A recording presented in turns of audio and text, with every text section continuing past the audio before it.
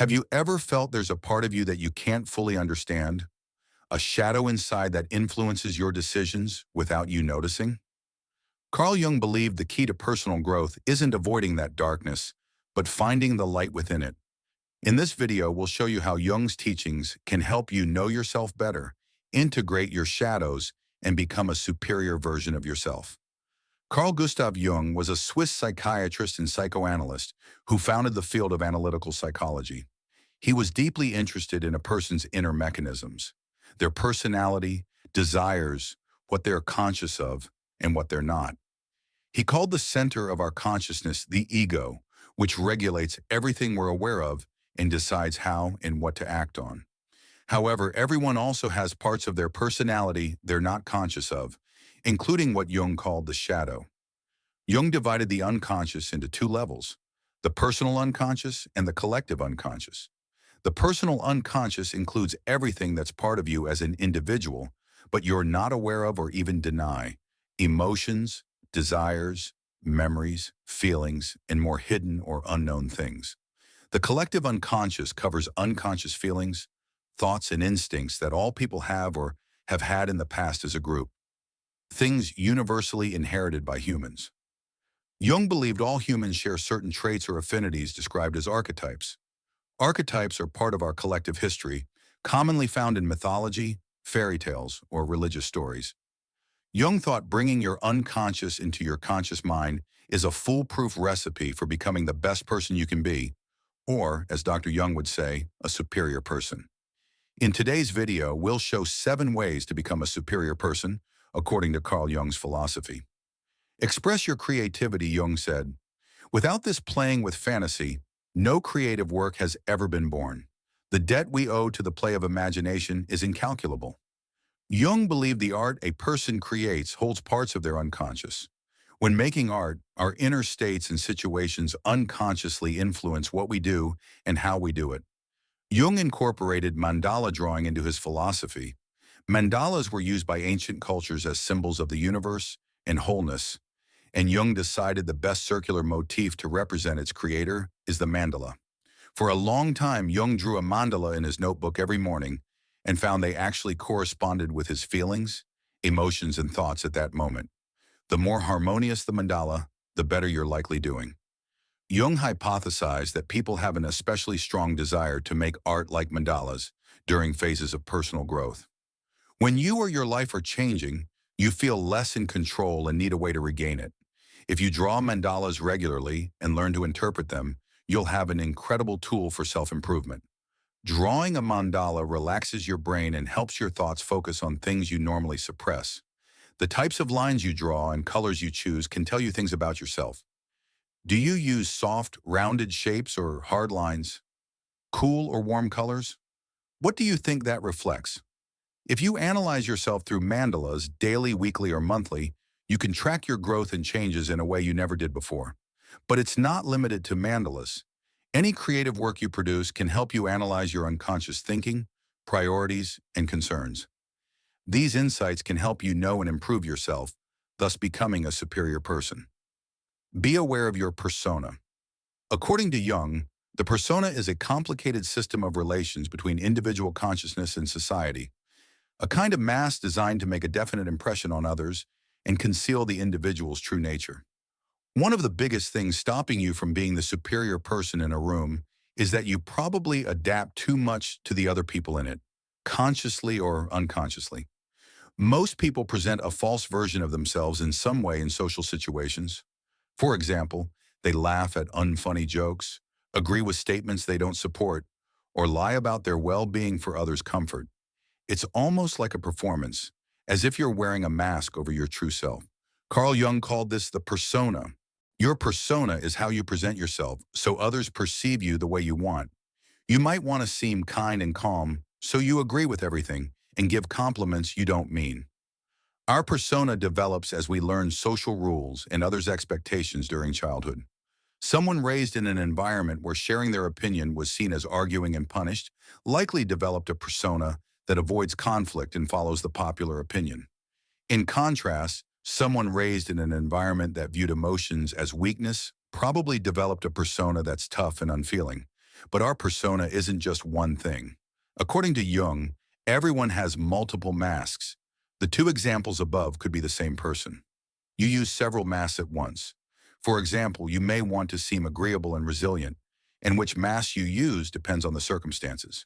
You act differently with family than with friends, and certainly differently with friends than with authority figures.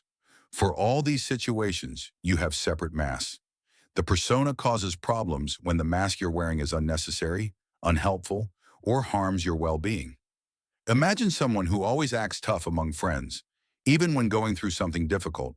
This mask prevents them from getting help or relief. This contradiction with their real needs is very frustrating and harmful to their self-image. You might start blaming yourself for wanting to open up and show emotion, even if it's completely natural, because it would destroy your persona. When you think of your persona as how you really should be, you're chasing something impossible and constantly disappointing yourself. Jung called this over-identification with the persona. You believe it is your persona and get angry with yourself whenever you can't meet its expectations. This is a miserable, harmful, and inauthentic way to live. Someone overly identified with their persona for a long time might accidentally destroy it. This can happen through burnouts that prevent you from performing and may lead to isolation. You might also lose your mask in the middle of a performance. The tough person suddenly cries in front of friends, or the agreeable person explodes at someone with an opposing opinion. However, Jung didn't believe we should completely get rid of our masks. They're absolutely necessary for social existence. For example, not showing emotions in front of your boss is probably best. Crying in their office would likely be seen as unprofessional, especially if it happens often. It's also probably not best to share very personal, intimate, or traumatic details about your life at work. Being agreeable can help if you're trying to make a good impression on someone. So how do we keep our masks without over-identifying with or overusing them? Simply put, instead of letting the mask control you, you must learn to control the mask. This process is called restoration. By restoration, Jung meant developing a flexible persona that doesn't conflict with the true self but helps it navigate society. The restored persona should be one you're aware of, not one that manifests unconsciously or is seen as your true self. In other words, you must know when you're putting on the mask and why. Instead of automatically hiding your emotions, ask yourself case by case, what's more beneficial for me now? Sharing emotions with close friends might relieve you, while doing so with your boss might be a mistake. By being aware of your performance, you can choose to integrate your true self into it. If your true self is someone who's sometimes emotional and sometimes disagreeable, you can choose when to let it show instead of hiding it completely. Superior people know exactly when to act a certain way, and you can too. However, to integrate your true self into your persona, you must know your true self. Identify your dark side.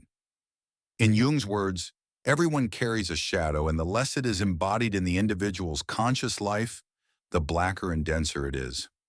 One of the most important parts of Jung's philosophy is knowing your dark self. Your dark self consists of all the parts of yourself you consider bad, reject, and repress. This can include anger issues, dark thoughts, shameful tendencies, and even sexual desires. In many cases, the shadow contains traits or desires rejected by society as a whole, and from an early age, we're taught to hide these parts of ourselves. You deny their existence, hoping they'll disappear. But it doesn't work that way. Instead, these traits are always there, and sometimes show their ugly head when you least expect it. For example, someone convinced they never get angry, and that anger is a negative emotion might feel strong anger one day and have no way to avoid a big outburst. To truly learn who you are, you must know your shadow. You must become aware of the unconscious. To do this, you need to regularly step back and analyze your behavior, thoughts, and feelings during daily life. This can be done through journaling or meditation. Why did you behave the way you did? Did it feel authentic? Why or why not? What was your first impulse or instinct in a certain situation? You must interrogate yourself as if you were interrogating someone else. By knowing your dark self, Jung meant it's important to become aware of it without identifying with it. You don't need to see yourself as all the traits you try not to show. If your shadow holds anger, you don't need to see yourself as an angry person. Instead, simply acknowledge these things exist, perceive and accept they're within you. If, as in this example, you discover you're an angry person deep down, think about when it might actually be useful to show that anger instead of always repressing it. When is the right time to wear the mask? And when is it the right time to take it off? For example, getting angry at someone who bumped into you seems pointless and harmful. However, getting angry at a friend who canceled plans with you for the fifth time might need a bit of anger to make them realize they're hurting you. In other words, you must find ways to integrate everything you find in your shadow into your personality instead of ignoring it. Your shadow isn't here to punish you, but to teach you, and your repressed traits are there to stay. Only by accepting and embracing your shadow's qualities can you improve self-knowledge and the ability to use all sides of yourself. These are what you need to become a superior person. To quote Jung, what can a man say about a woman, his own opposite? In Jungian philosophy, if you dig into your shadow, you'll find it holds two types of traits, masculine and feminine. Jung called these unconscious parts of yourself the animus, masculine, and the anima, feminine. These seemingly opposite sexualized traits you possess are called your contrasexual aspects. Jung believed that if you're a woman, you likely have a masculine psyche or animus within you, and if you're a man, you likely have a feminine psyche or anima. The anima and animus are based on the Greek terms eros and logos. Eros is associated with creativity, passion, connection, and wholeness. Logos is associated with rationality, objectivity, power, and action. However, due to 20th century societal expectations, men are encouraged to suppress their feminine traits, and vice versa. We hide them in our subconscious and behave the way we think we should. It's obviously absurd that half the world's population thinks precisely in one direction with one set of values, and the other half thinks the complete opposite. This should clue you in that personality traits are almost entirely independent of sex or gender. Sometimes women suppress their anima, sometimes men suppress their animus, but everyone has a wonderfully messy, ever-changing mix of both. The point isn't to convince you that you're repressing certain sexualized traits or that it's somehow negative, but to look inward and ask how that mix resides in you now and how it affects how you feel and relate to the world and people around you. Everyone is contradictory in some way. A person might value truth but be a liar, or seem extroverted but feel introverted. Since this isn't commonly recognized, we're often encouraged to embrace only the traits expected of our gender identity and ignore or actively repress those that contradict it. For example, a man who loves knitting might consider it a creative, feminine hobby and thus not expected of a man. He might try to hide this hobby for fear of insults and mockery when it could be a wonderful skill and a way to relax. Another example is the belief that women are generally better with emotions than men. Because of this, a woman might feel she has to talk about her emotions all the time, even if she doesn't want to, while a man might be discouraged from doing so, even if he wants to. Denying your anima or animus is not only unnecessary, but twists your traits into something ugly. Men who repress emotions to be more masculine might become cold and cruel, while women who force themselves into certain roles because society says they should might become bitter and distant. So it's important to recognize and accept your anima and animus. Everyone has contradictory traits, and they can live in balance, just like your shadow's negative traits. To analyze your masculine and feminine traits, observe the people around you, and see which ones you admire or think positively of, and which ones you feel judgmental toward. Then question why you feel a certain way about one person and differently about another. Would your opinion of these people differ if you perceive them as a different gender? What feelings do you usually have when someone's behavior doesn't align with society's gender norms? Does this bother you? And if so, how and why? These questions and practices will help you gain more self-knowledge and can make you more open, balanced, and successful. In other words, a superior person. Explore your archetypes, Jung tells us. Archetypes are like riverbeds which dry up when the water deserts them, but which it can find again at any time. The deepest part of your subconscious comes from what Jung called the collective unconscious. This collective unconscious is a certain unconsciousness shared by all humans through their history and shared experiences. Through our ancestors, we inherit certain traits from birth, which is why there are similarities among people across time, cultures, and space. These are the natural tendencies of the human mind to see the world in a certain way and behave in a certain way. This doesn't mean every person shares the exact same traits, but there's a finite collection of traits and everyone has some of them. Some examples of archetypes Jung describes are the hero, a brave fighter who believes that with enough work, they can achieve anything. They're quite stubborn and believe strongly in themselves, perhaps even too much at times. The caregiver. This archetype prioritizes others over themselves, often putting others' needs before their own. They tend to say yes instinctively, guided by their caring nature. The jester. A playful character who seeks fun and entertainment above all. Even when facing challenges, they're inclined to use humor, negotiation, and mischief to navigate the situation. Investigating Jungian archetypes and trying to determine which ones you identify with most can reveal a lot about your subconscious. When you start thinking about which archetypes you identify with, you learn about yourself in a completely new way. This can also help with shadow work, determining your anima and animus and your persona because each archetype carries positive and negative traits. For example, imagine someone who identifies with the caregiver archetype. Their positive traits include kindness and helpfulness, resulting in many loyal friends and a good reputation. However, they might care for others to the point of neglecting themselves or even becoming bitter due to their insatiable desire to ignore their own needs. When you know which archetypes you identify with, you understand some of your strengths and weaknesses and will better know how to balance them. Explore yourself, Jung wrote. The privilege of a lifetime is to become who you truly are. Another part of our inner workings is what Jung called the self.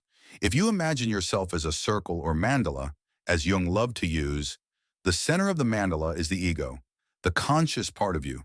Surrounding it is the self. The self can be represented by a complete mandala, containing every nook and cranny of your mind, the conscious, the unconscious, and everything in between. As the center, the ego is only a small part of the self. The self also includes the shadow, anima, animus, persona, and much more. The self generally contains many oppositions. You're both an angry and calm person, part introverted and part